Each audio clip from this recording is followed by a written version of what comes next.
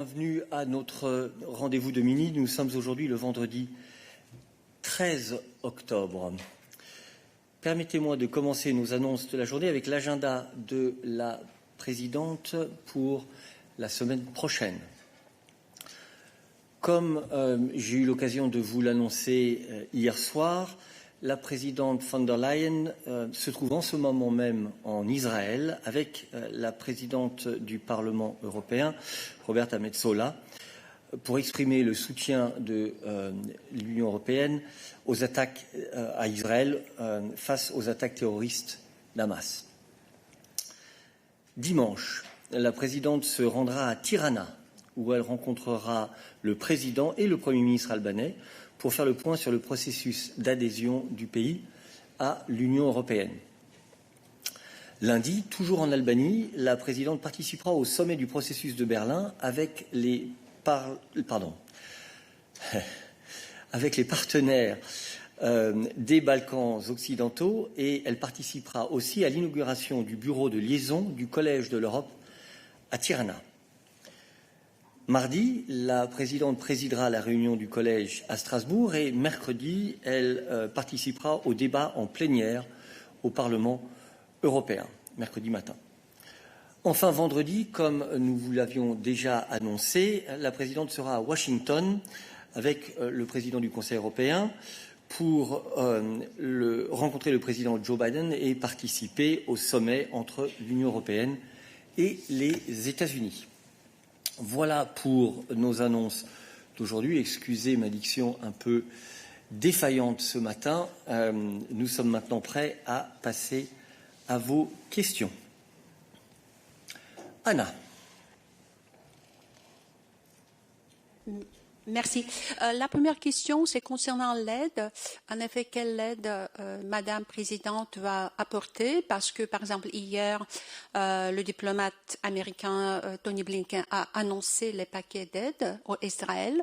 Est-ce qu'il y a quelques concrets? Tu connais quelques concrets de cette visite de Madame von der Leyen? C'est l'armement, c'est l'aide humanitaire. Qu'est-ce qu'elle va apporter comme l'aide? Et la deuxième question, parce que je veux que au Qatar, Ismail Haniyeh, c'est le leader des Hamas. Il a déclaré le djihad mondial contre les Juifs. Qu'est-ce que la Commission peut faire? Qu'est-ce que M. Borrell peut faire en ce regard?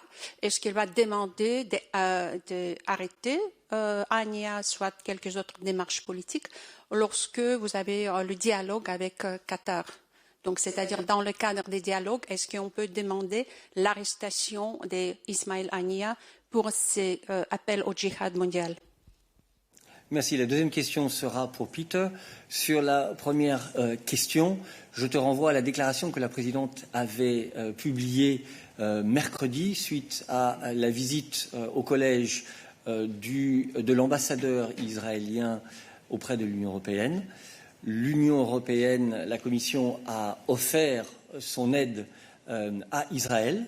Cette offre, bien entendu, est reste sur la table, mais bien entendu, nous sommes à la disposition des autorités israéliennes pour voir ce dont ils pourraient avoir besoin. Donc, pour le moment, voilà la situation. En ce qui concerne ta deuxième question, je passe la parole à Peter. Merci. Donc, nous condamnons très fièrement, fortement, la déclaration d'Ismail Haniyeh. Il représente une organisation terroriste. Donc, ce n'est pas un partenaire pour nous. L'organisation, Hamas comme l'organisation, c'est une organisation terroriste. Et le fait qu'il y a des pays qui ont influence sur Hamas, c'est exactement la raison pour laquelle nous sommes engagés très, très intensivement aussi avec ce pays. Par exemple dans le Golfe. Et c'est une partie, ça forme une partie de l'outreach conduit par le haut représentant dans ce jour. Follow-up. Merci, Peter. But my question was more exact about what kind of political action you can undertake. I understand that you can't issue an arrest warrant because it's not a member of European Union, Qatar. I can understand it. But still, there can be most probably demands to arrest him for this terroristic activity because there is a frame of relations with Qatar. So you have a political dialogue. Well, I don't foresee how the EU would enforce arrestation of someone who belongs to a terrorist organization. That's one thing. The fact that someone belongs to a terrorist organization and the fact that an organization is on EU terror list means that if these people get into the reach of the European judiciary and the member states' judiciary, then they will be arrested. But we know how it is with the terrorists, especially if they are hiding. That's one thing. The other thing is, that's exactly what I tried to explain before. This is part of our engagement with countries that have influence over Hamas, to stop such behavior, to explain to those representatives of the Hamas that their actions and declarations are only harming the Palestinian cause and are bringing immediate harm to the Palestinian people. Thank you. Any other questions for us today on Israel and the aftermath of the Hamas attacks? Noureddin.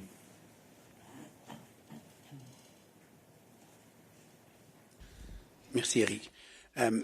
Peter, can you tell us if the displacement of the more than 1 million that Israel is asking, whether to Egypt or inside Gaza, these are civilian, the health system, according to the World Health Organization, is almost collapsed or collapsing because of the closures, bombardment? Is these two examples are in line with what you called from the beginning that Israel has to defend itself according to the international law? Is this in line with international law? And related to that, Israel is today the relevant occupation force in Gaza. It's imposing the closure, etc., etc. According to Geneva Convention, Israel has responsibilities to protect the civilian population. Also, there belongs houses, etc., etc. Israel is cutting electricity, water, communication, etc., etc. Do you think Israel is today respecting the Geneva Convention on the protection of the civilian population? Thank you. So you've asked your question to Peter, but actually I will answer what we can on these issues. Let me remind you that the EU has been unequivocally, first of all, condemning the violent and indiscriminate terrorist attacks across Israel by Hamas and deeply deplores the loss of life. That is always the premise that we have to keep in mind in this situation. We have also said, as you repeated, indeed, that Israel has the right to defend itself in line with international humanitarian law, and that protection of civilians is of utmost importance on all sides and everywhere. This is our position. Civilians must be pre-warned and alerted about incoming military operations, allowing them to leave, and this is what Israel has done. Such warnings and expected moves of large parts of the population must avoid, as the UN has stressed, strong humanitarian consequences. It is also important to be clear that Hamas should not stop people from leaving and should not use them as human shields. That would be another atrocity by Hamas, and using civilians as human shields amounts to war crimes. There is a worry about the deteriorating situation, humanitarian situation in Gaza, in particular due to the shortages of water, food, medical supplies, fuel, and electricity. So the EU supports the call by the UN Secretary General Guterres and is ready to support UN efforts to help alleviate the situation, including by encouraging the creation of humanitarian corridors and allowing deliveries of much-needed humanitarian aid. We will further intensify our engagement with all the regional actors and with our key international partners. This is what we can say today on the situation following the call by the Israeli authorities for the inhabitants of Gaza to evacuate the north of the Gaza Strip. Yeah, sorry, you have a follow-up. We're not going to get into questions of a judicial or a legal review of the decisions that have been taken by Israel. Non, en fait, j'avais une autre question pour toi, Eric, mais je ne sais pas si je... OK. Pourquoi la présidente n'a pas pris le temps de rencontrer le président de l'autorité palestinienne, étant donné que c'est tout de même l'autorité palestinienne que, par exemple, le ministre Anthony Blinken a rencontré ou devrait le rencontrer à Amman. Deuxièmement, mais une question plus de fond, il me semble, Eric, que j'ai un problème avec l'incohérence des différentes attitudes de différents personnages politiques de cette maison. Un, M. Verali, qui est anti-palestinien depuis longtemps, on le connaît. Deux, la présidente qui, dans l'expression de sa solidarité, de toutes les façons, comme elle l'a dit dans le dernier des communiqués, le 9 octobre, « In the meantime, as there were no payment foreseen, there will be no suspension of payment ». Ça veut dire, de fait, il n'y a pas d'aide européenne aujourd'hui pour les Palestiniens, même, je pense, même sans cette guerre, puisque tout était suspendu. Trois, alors que le porte-parole, Peter, hier, refusait de parler de cessez-le-feu et du corridor humanitaire, ceci était contraire même à ce que M. Borrell avait demandé le mardi dernier, quand il a fixé les priorités en étant que soit avec ses amis à 27 ou bien ses partenaires du Golfe, à savoir l'arrêt de la violence, des escalades, aide humanitaire, etc. Donc il y a un peu d'incohérence. Peut-être que je ne saisis pas tout ce qui se dit à la maison, mais je trouve qu'il y a une incohérence et que ça serait utile d'avoir une ligne de la Commission européenne par rapport à ce qui se passe. Je te remercie. Merci. La ligne de la Commission européenne, elle est donnée ici en salle de presse par moi à partir du moment où nous répondons à vos questions. Maintenant, sur tes autres questions, pour rappel, la présidente a eu un certain nombre de contacts déjà avec des leaders régionaux, notamment le président égyptien, le roi de Jordanie. Elle a appelé évidemment aussi le président Herzog et ces contacts continueront. Tu dis qu'elle ne va pas rencontrer le président Abbas. Je suis heureux de voir que tu connais son programme. Nous n'avons pas annoncé les détails de son programme pour le moment, mais quoi qu'il en soit, ces contacts sont amenés à continuer dans les heures et les jours qui viennent, bien entendu, avec l'ensemble des acteurs. Ça, c'est ce que l'on peut dire sur nos contacts avec les autorités dans la région. Et encore une fois, je pense qu'il est clair que la Commission européenne n'est jamais en faveur de violence, mais elle reconnaît explicitement le droit à Israël, suite à une attaque qui a fait maintenant plus de 1300 morts en une journée, de se défendre et de prendre les mesures appropriées dans le respect du droit international. Et cette ligne, je pense, elle est partagée par tout le monde. Lorenzo.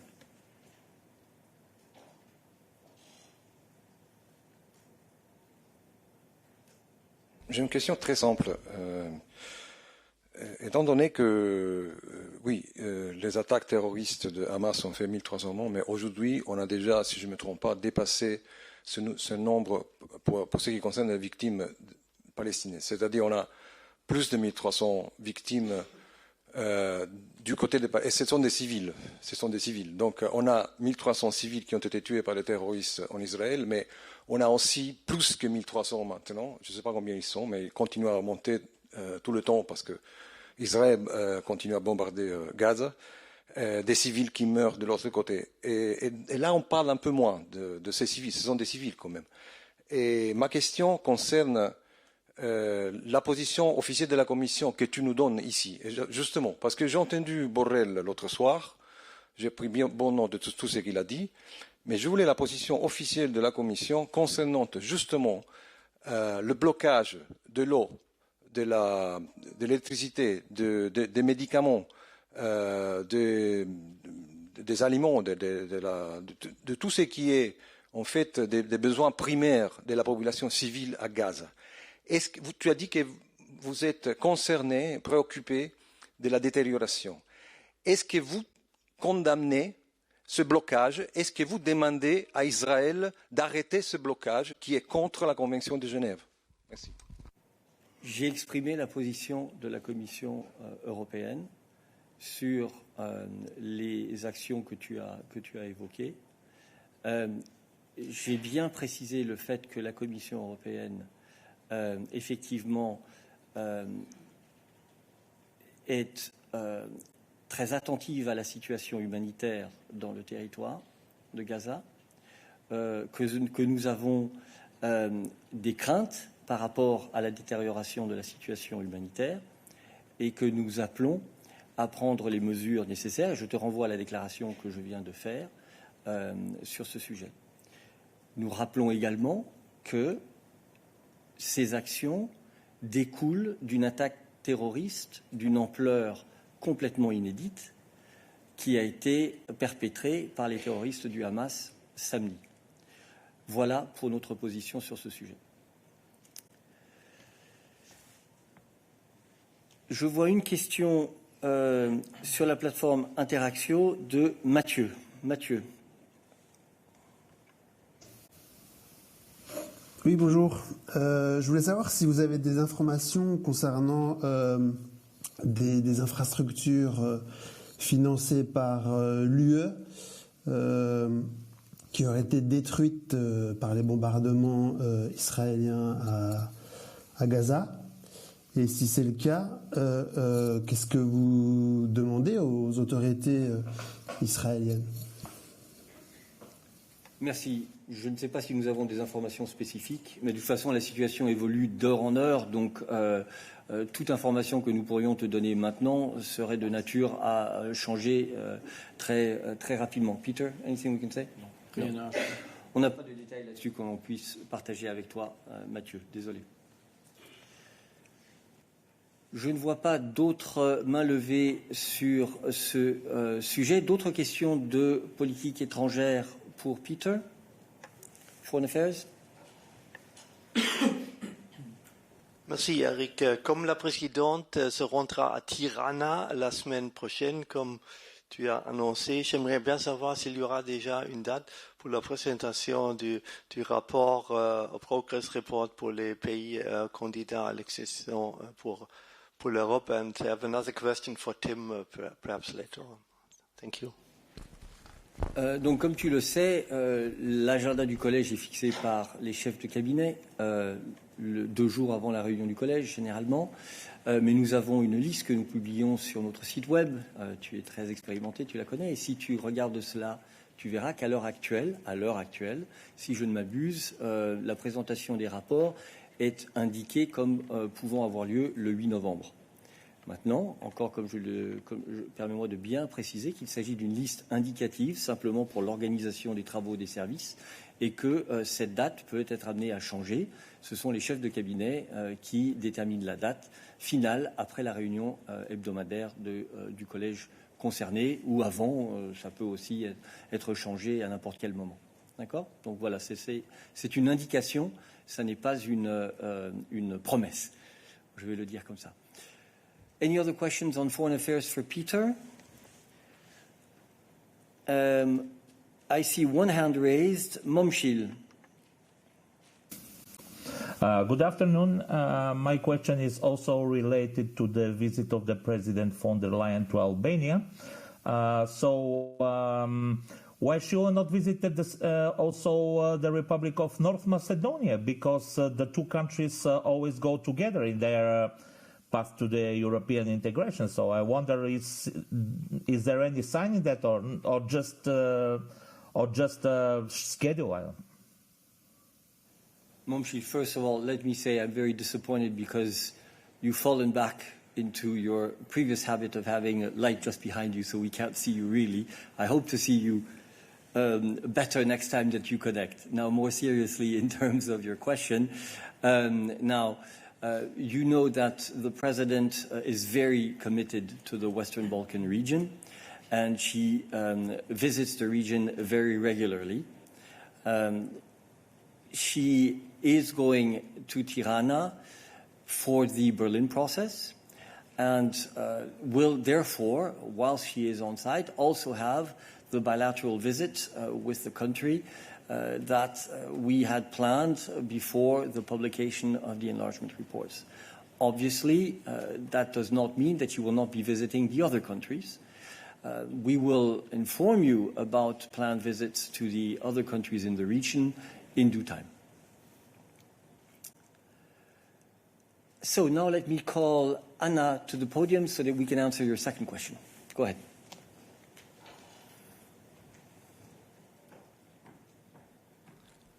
Thank you. My second question was related on the COP conference, the upcoming. So it's I think it's for Tim. Huh? Yeah. No, I'm already had close contact with Anna to talk about my question from yesterday on Africa. Thanks a lot. So the upcoming COP conference, we are facing a new team to negotiate and represent the European Union with the upgraded portfolio of Šefčovič, dealing with the Green Deal and the new climate change commissioner. I would like to know the new team for the Green Deal. Will there be changes in the position? We just get clear that the last pieces of the Fit for 55 were approved by the EU institutions. So will there be a wind of change, or will it be like under the hat of Timmermans? Sorry, climate policy is under the hat of the President of the European Commission, Mrs. von der Leyen. Okay, so let's make that absolutely clear. And I think that if you have followed the hearings of the Commissioner, as well as the structured dialogue of Executive Vice President Šefčovič, you will have seen that obviously the policy direction that has been set by President von der Leyen in her policy priorities at the outset of the mandate are entirely unchanged. Obviously, we are at a completely different stage in the process compared to 4 years ago when this college took office. And as Tim, I think on Monday, explained to you, we have now reached a stage where basically 99% of our legal bases under Fit for 55 are adopted, right? So we are in a different phase. The Commission's ambition when it comes to climate change does not change. I refer you as well to the President's speech in the Parliament, her Soteu speech, where she clearly set out our ambition also when it comes to COP28, in particular with regards to having global targets for renewable energy and for energy efficiency. So, new team perhaps, same level of ambition certainly. Tim, if you want to add anything? Yeah, thanks, Eric. Obviously, can only underline everything you said there. Just in terms of how that team works, so you know EVP Šefčovič has the overall responsibility for coordination of the Green Deal, so that's both domestic and international. But it's Commissioner Hoekstra who's been tasked by the President to lead our negotiations at COP28, so it would be him who's there for the second week of the COP for the political level negotiations that we have. There will, of course, be other Commission college members that are present at COP as well. Just in terms of how Commissioner Hoekstra is starting that work, I mean, he was officially took office on Monday this week and has already visited 4 member states this week, so traveling to Spain, Germany, France, and today Czechia, and has obviously been in his first college meeting as well. On Monday, the Environment Council will be discussing the preparations of COP28, so looking at the negotiation mandate, and he's, of course, in touch with several ministers to prepare prepare for that. On the international front as well, he already has multiple contacts. He's had online meetings, for example, already with the Chinese and the US climate envoys, with the COP28 president, with the UNFCCC, with the International Energy Agency. And he'll be traveling, of course, over the next couple of months in advance of COP. He'll have his first international mission next week, so after the Environment Council, he'll be traveling to Brazil and to Chile. And he also has multiple other contacts planned online. And the expectation from his team is that he's likely to also visit Africa and potentially China and Saudi Arabia before the COP in December. So he's working very intensively on building up that network of contacts, of relationships that he needs for those crucial negotiations that are coming up in December this year. Follow-up? Thanks for the interesting details, Tim. Et je voudrais bien aussi souligner, Eric, que je suis bien conscient que la présidente est le numéro 1 de la commission et je me rappelle bien de tous les contenus de the Speech of the Union in Strasbourg récemment. Comme ça, je suis à jour que le Green Deal a encore la priorité qu'il mérite. Merci. Tu n'es pas sans savoir que les questions que tu poses amènent des réponses qui sont entendues par d'autres. Et que donc, quelle que soit la question que toi tu poses, je peux être amené à faire des précisions qui peuvent être utiles pour des collègues moins informés que toi. Odile.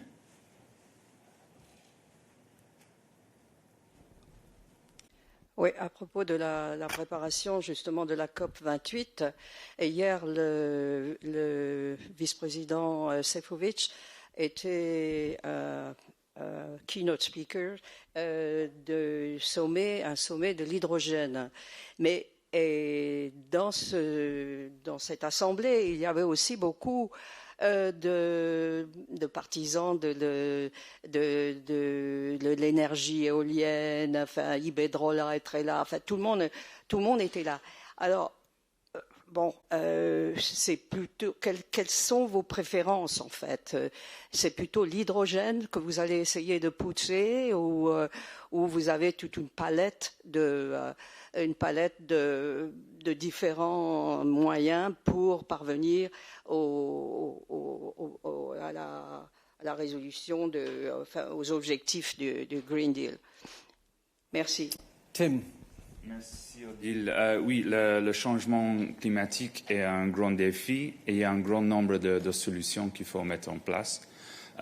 Du côté de l'énergie, l'hydrogène est une des voies qu'on poursuit. Pour la Commission, notre priorité, c'est les investissements, le développement de l'hydrogène renouvelable.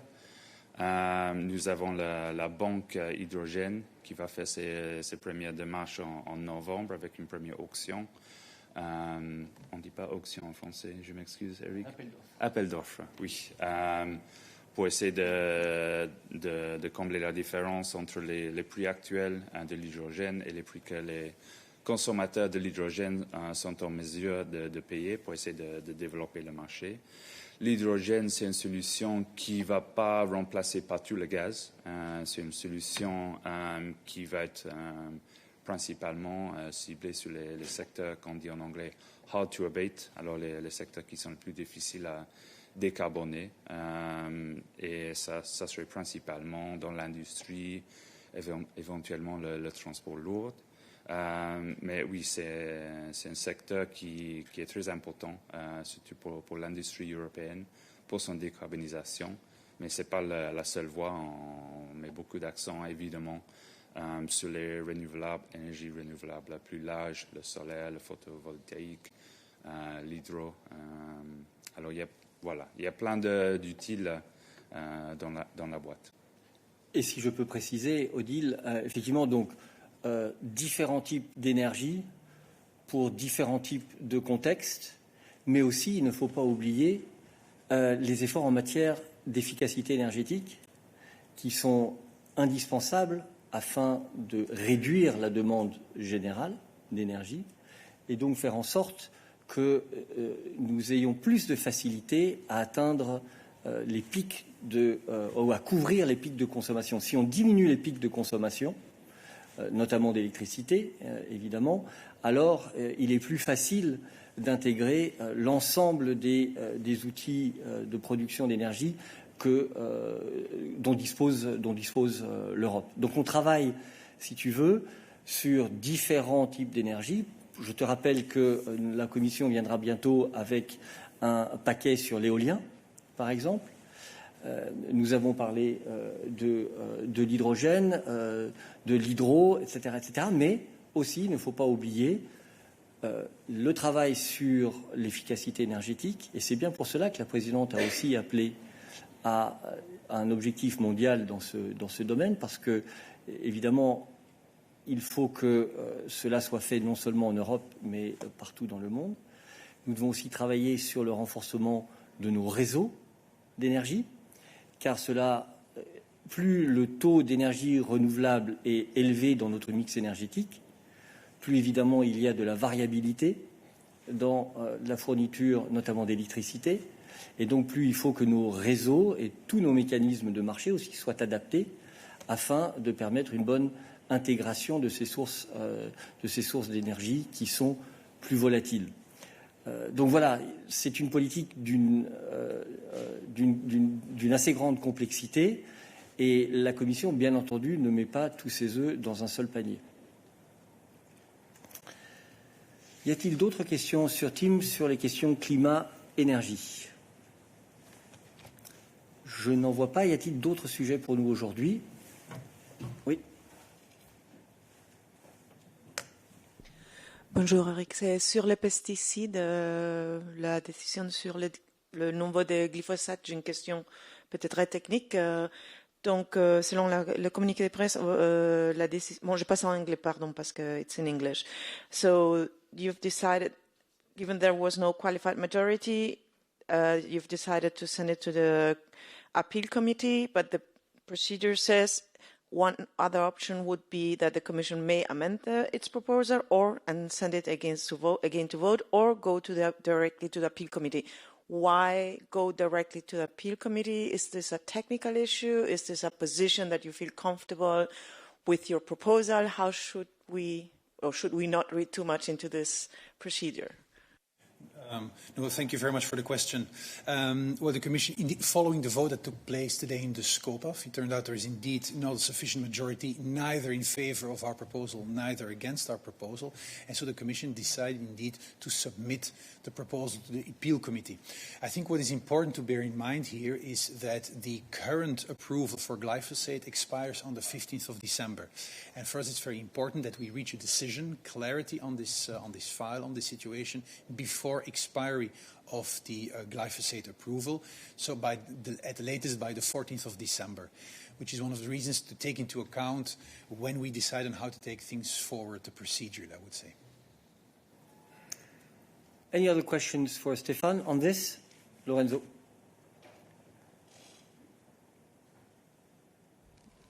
Oui, Stéphane, mais la Commission a modifié ou a l'intention de modifier même légèrement la proposition pour essayer d'avoir plus d'États membres qui la soutiennent la prochaine fois on appelle. Est-ce qu'il y aura des modifications? Est-ce qu'il y a des modifications par rapport à la proposition qu'on connaissait en fait, disons, avec tous les conditions qu'il y avait attachées? Merci. Merci beaucoup, Lorenzo. Nous avons en effet proposé une première proposition et puis nous avons fait quelques amendements à la proposition pour aider les États membres à arriver à une majorité. Ça n'a pas été le cas aujourd'hui et donc ce qui se passe, c'est que notre proposition, la proposition qui a été soumise au vote aujourd'hui dans le comité, cette proposition sera de nouveau soumise au comité d'appel, mais là aussi, il y aura possibilité, évidemment, de continuer le dialogue pour arriver à un texte sur lequel la plupart des États membres peuvent se mettre d'accord, dans lequel ils peuvent se reconnaître. Donc, situation à suivre, Lorenzo, en fait.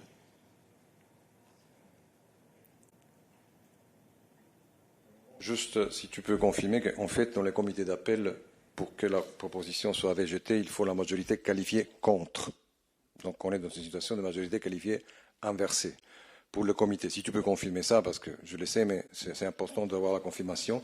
Et l'autre chose, tu viens de dire en fait qu'on pourrait donc ajouter des modifications pour essayer d'avoir la majorité qualifiée. Donc on présente la même proposition qui a été présentée aujourd'hui et qui n'a pas eu la majorité qualifiée, mais on peut encore la modifier avant le vote de l'appel ou après.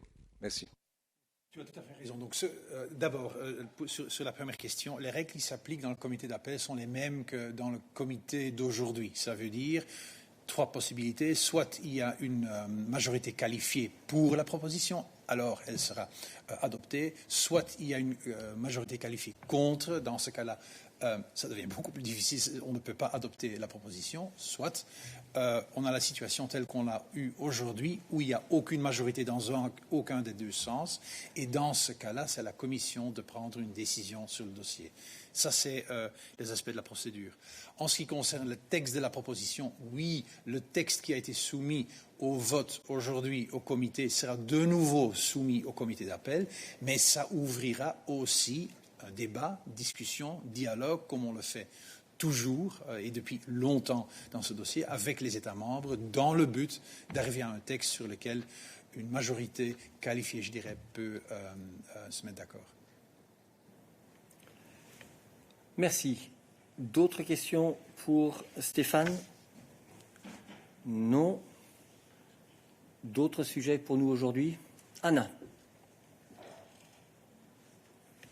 Eric, je vois que Mme van der Leyen est déjà à Tel Aviv, c'est sur EBS. Moi, j'ai la question, est-ce qu'il y a la conférence de presse prévue pour aujourd'hui? Soit tu peux communiquer plus de détails, parce que ici, là, l'annonce, les détails à suivre. Donc, c'est-à-dire, est-ce que tu peux nous communiquer un peu plus? Qu'est-ce qu'on peut attendre d'aujourd'hui? Merci. Comme tu le sais, la situation en Israël pour le moment est très spéciale et donc nous sommes entre les mains, bien entendu, des autorités israéliennes en ce qui concerne les annonces que nous pouvons faire pour des questions évidentes de sécurité. Et à ce stade, je ne suis pas en mesure de vous fournir d'autres informations. Bien entendu, je le ferai dès que la situation le permet. Lorenzo.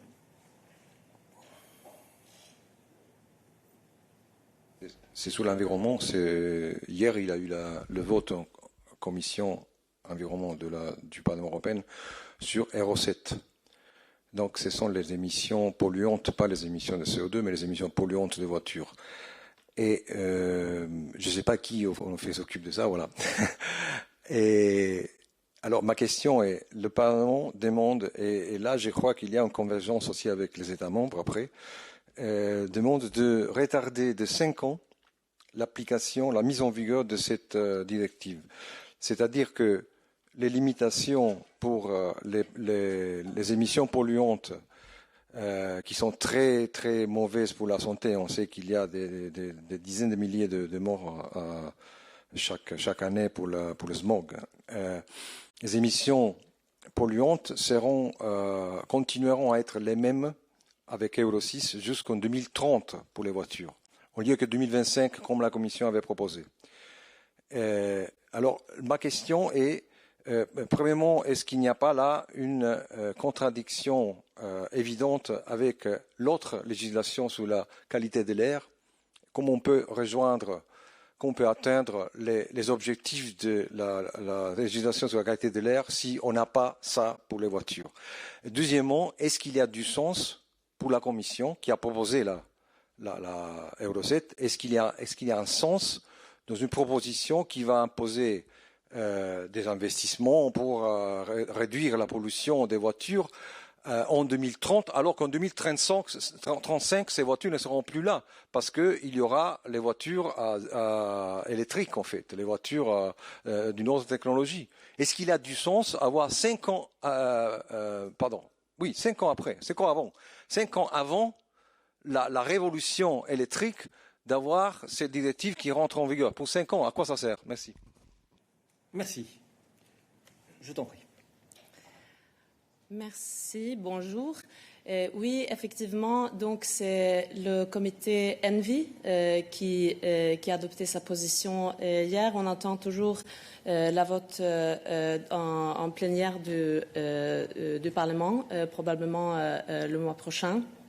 Après, on va entrer en négociation.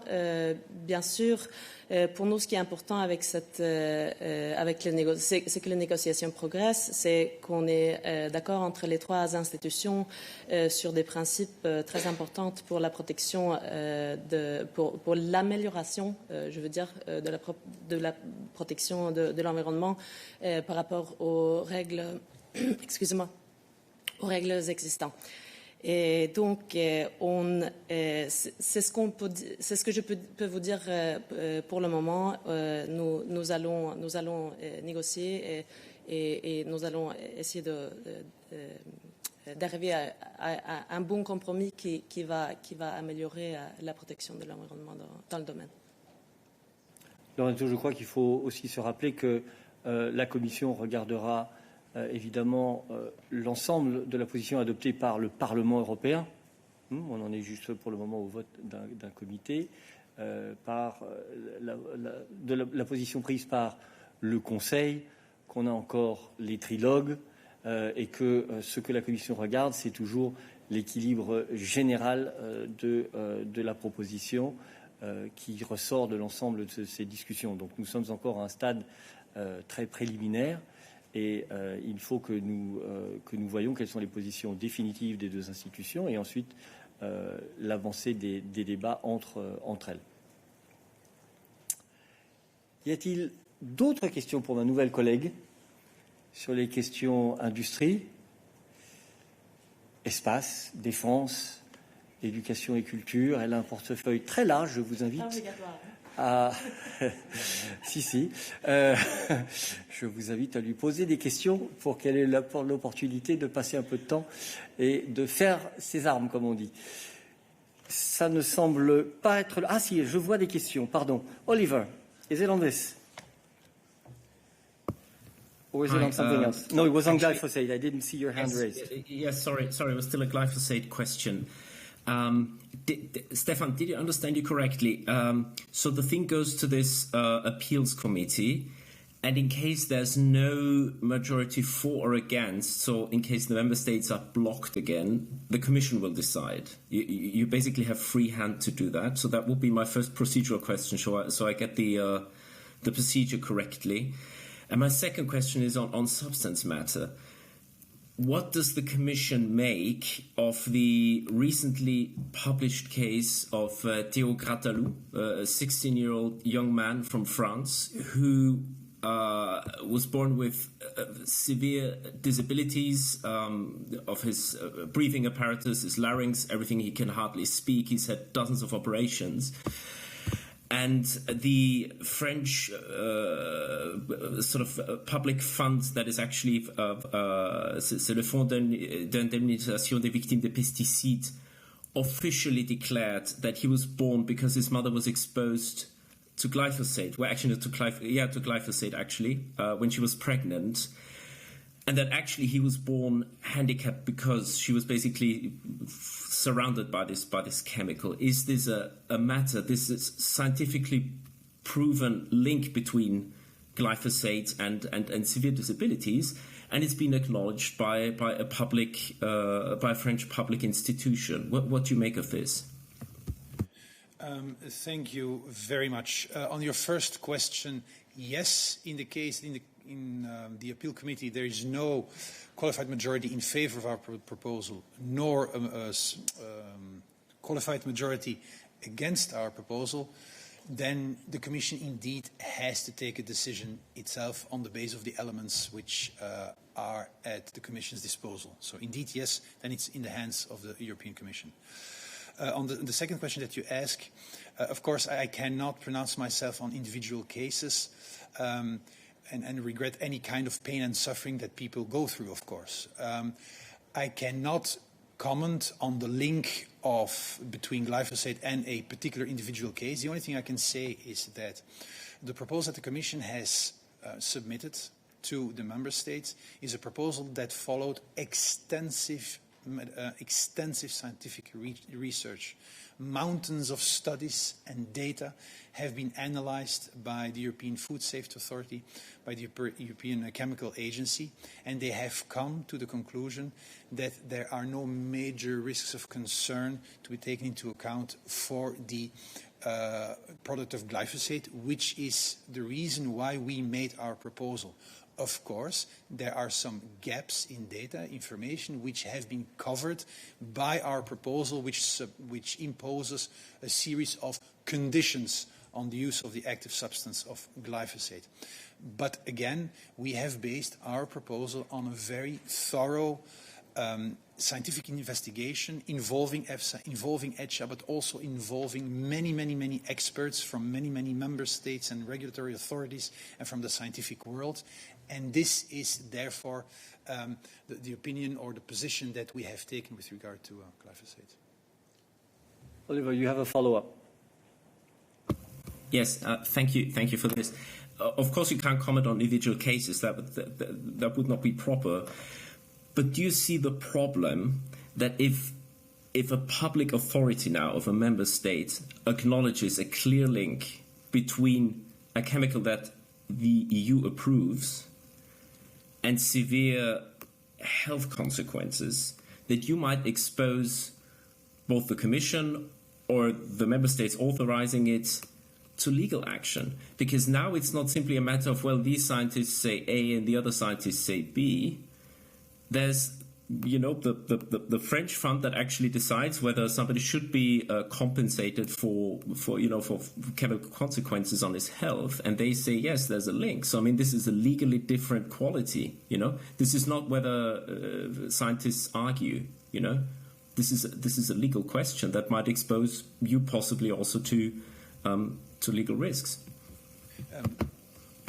We always say that in our work we're science-based, and there is no difference, obviously, with the work that we do in the area of food safety. We look at the science, or rather, the people that know the science look at the science. Just for you to know, the file regarding glyphosate contained 180,000 pages.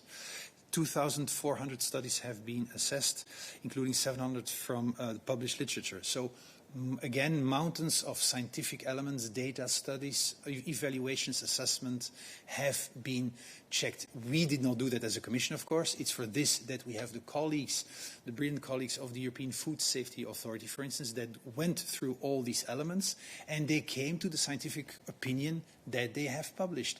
And it's on that basis that we have taken our proposal. Of course, we have always said that we continue to follow any new developments in scientific research. If new scientific research comes to light that shows that there is an issue, then of course this will be taken into account. But as far as we're concerned, for now, take into account that the European Food Safety Authority and the many colleagues from the many different states have plowed through enormous amounts of scientific data, we believe that we have a good proposal that we have submitted to the member states. And let me add one thing, Oliver, and it is that obviously every single decision that the Commission takes is subject to legal review, and we constantly act under the cloud of possible actions against our decisions, which is why procedures are extremely important. And you may certainly be right that there is a risk if ultimately we move forward with a decision that corresponds to the proposal that we have made, that there would be a legal challenge against it. But there would also be a legal risk if we suddenly changed our position without being able to substantiate it based on a clear explanation of why suddenly we are changing our decision, despite having said that we have followed the advice of the scientific advisors who have been reviewing all of the evidence. So I'm not going to say that it's a catch-22 situation, but it actually underlines the need for the European institutions to try to work with as stringent and clear processes and procedures and guidelines and standards as possible. Oliver, I'll give you one last follow-up on this. Go ahead. Sorry, thank you. That's very nice. Just a short factual question. the mountains of data and scientific data that you mentioned, Stefan, is it correct that they are actually provided by the producers, following, of course, certain standards, how these data should be come up with, but they don't come from independent researchers? They are actually provided by the companies who would want a certain chemical to be approved in the internal market, and then there are certain standards. They have to get external scientists doing studies, but basically it's them providing this. Because, for example, the international, the UN Agency on Cancer Research profoundly disagrees with you on glyphosate. They say it is something that can actually cause cancer. Thank you very much. On the methodology of the collection of scientific data, obviously my colleagues of the European Food Safety Authority are better placed. This being said, when a company applies for the adoption or approval of an active substance, one of the things it has to do is submit available studies, all the relevant studies relating to this active substance. But these are obviously not the only studies that are taken into account for the assessment. I remind you that the European Food Safety Authority, for instance, organized a public consultation on this file in all transparency to make sure that stakeholders and interested people could share their comments and concerns. And as a result of this, hundreds of new studies were taken into account for the assessment of the proposal. So yes, our assessment consists of a body of studies provided by the companies, but also by independent organizations and any other studies that appear in the context of our consultation processes, or I should say, the consultation processes of the European Food Safety Authority. On your last point on the cancerogenous effects, this has been studied by the European Chemical Agency, for instance, where the conclusion was that this is not the case, again on the basis of several studies which are out there. Thank you. Thank you very much. On this, yeah. The proposal tabled by the Commission based on the findings and opinion of ECHA and EFSA is dedicated for prolongation for 15 years for glyphosate. First of all, I would like, or I'm wrong, I would like to know the figure of the prolongation. Who decides it, and what is the reason for? And the second part of my question is the Commission came up with a Green Deal and the Farm to Fork strategy to halven the pesticides used in European agriculture up to 2035. If now glyphosate will be renewed, a prolongation, are you sure that the overall goal to minimize pesticides in agriculture can be achieved? Thank you.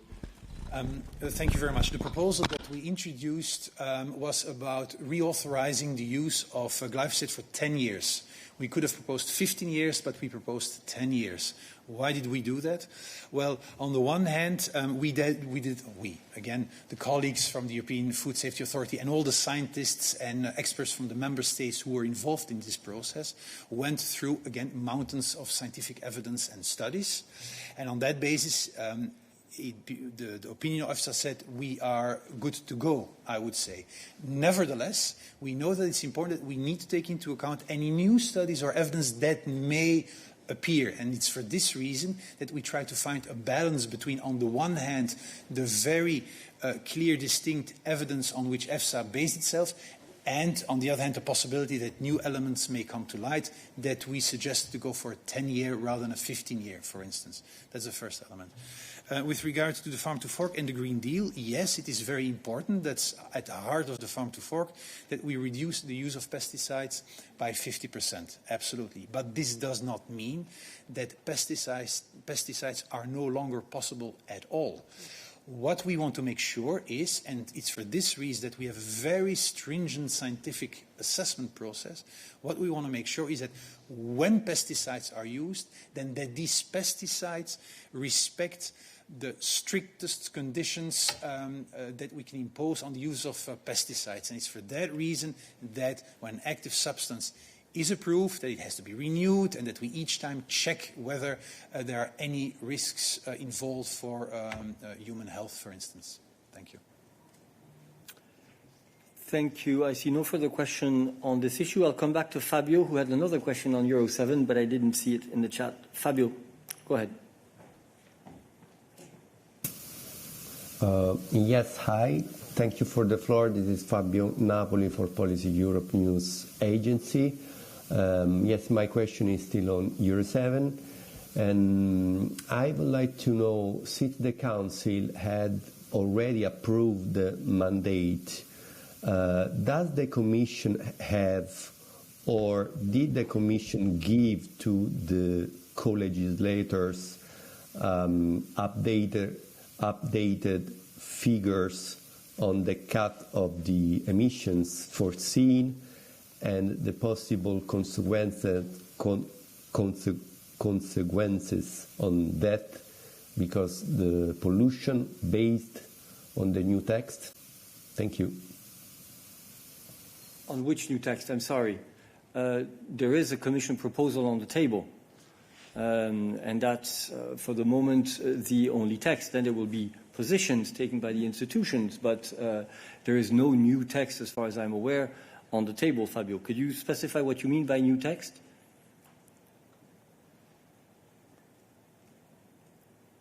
Fabio, press speak.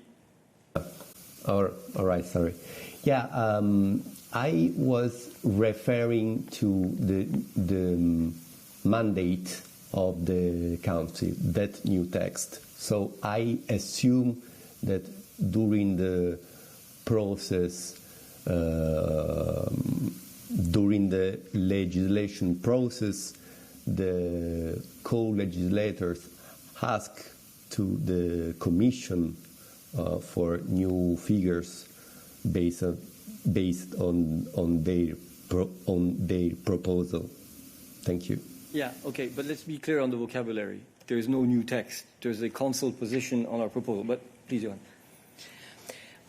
Yes, indeed. So there is a Commission proposal which has been adopted based on an impact assessment, as always.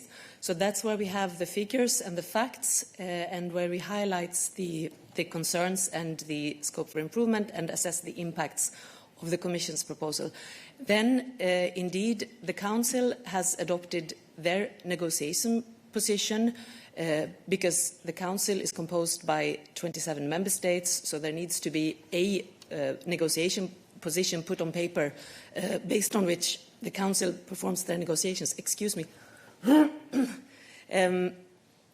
But at that stage, to the best of my knowledge, there have been no new impact assessments based on whatever is the Council's negotiation mandate. I think that was your question.